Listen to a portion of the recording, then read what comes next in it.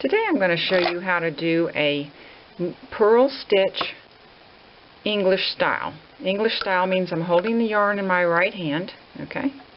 And to do a purl stitch, you have to bring the yarn before you start your purl to the front of your work, okay? Now you're going to come in from the right side of the stitch, unlike when you were working with a knit stitch, okay? You used to come in, for a knit stitch you go this way. For a purl you come in this way. They're the yin and yang of each other. Your yarn makes a trip around, same motion as you do when you knit, okay, which is great. You don't have to learn anything new. And there's your old new stitch. So let's do that again. I'm going to just do purl, so I'm going to leave my working yarn in the front. And whenever you're moving the yarn, always make sure you move it between the needles. Don't get fancy and go over a needle. Okay, so from the right side, wrap, push it through, and pop it off.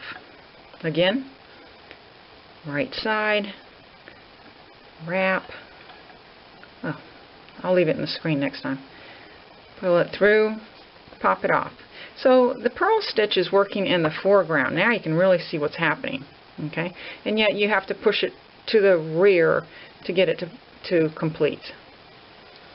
Okay, purl wrap. Push it through the needle and pop it off, and make sure you move it always to the fat part of your needle and don't leave it on your needle tip when you get done with it, okay? Or else you'll make your stitches tight, or tighter, who knows. Apparently I can't hold it. There you go.